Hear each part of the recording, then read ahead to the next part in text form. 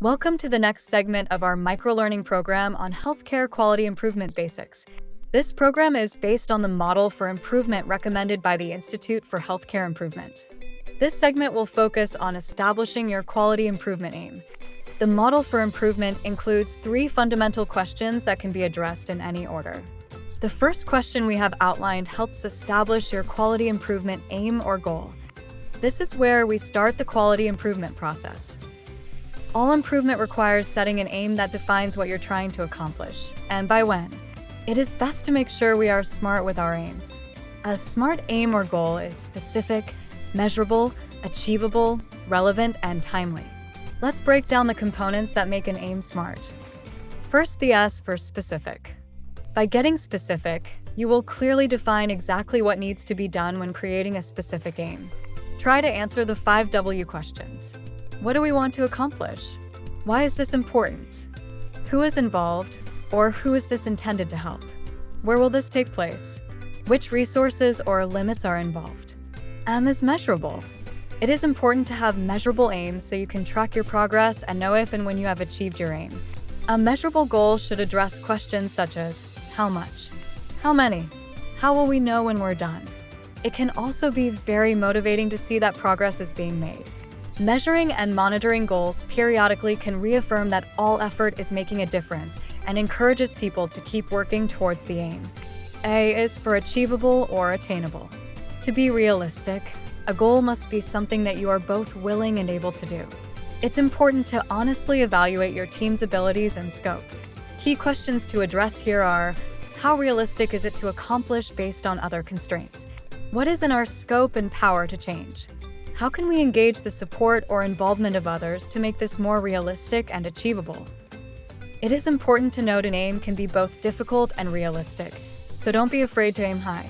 A high aim can actually be easier to reach than a low one, because a low aim exerts low motivational force. Consider goals that challenge and stretch your team without setting yourselves up for imminent failure. One of the best ways to make an achievable aim is to break a large aim down into smaller goals. R stands for relevant. This step is about ensuring the aim actually matters to you and your team, and it aligns with other strategic plans and goals. A relevant goal can answer yes to these questions. Does this seem worthwhile? Does this support our strategic plan? Are we the right team for this? Lastly, T, timely and time-bound. Here we address a 6 W, which is when. We first ask, is this the right time for this aim and project?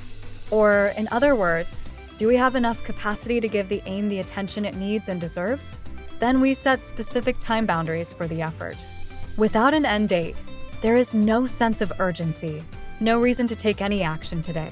Without making an aim time-bound, it can be ignored and placed on the back burner indefinitely. Having the specific time frame and ensuring the team is held accountable to that time frame drives the necessary motivation to accomplish the aim.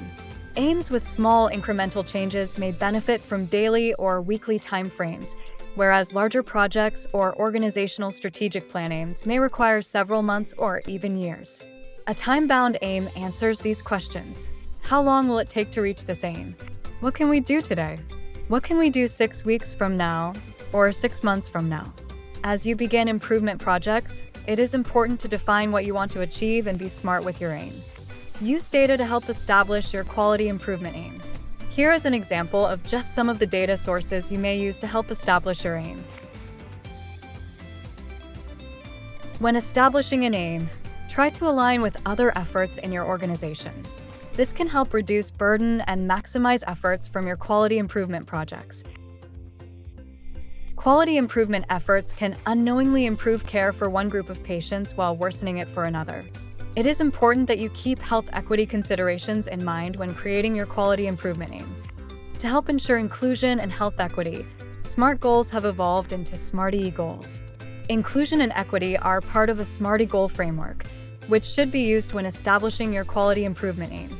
They will help you look at your quality improvement efforts with a health equity lens.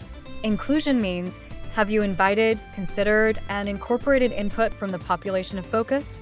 And equitable means, does the objective address the unique needs and circumstances of different populations? Asking these questions throughout the process will help your team ensure inclusion and equity are embedded in your quality improvement efforts. Set an aim based on the data you have available. Don't let yourself get stuck at this step. You can modify your aim if needed once new data is available. Choose an aim that is meaningful and easy to track. Capturing and studying the data is an integral part of the PDSA cycle. Our next segment covers how to establish evaluation measures to help support your quality improvement effort.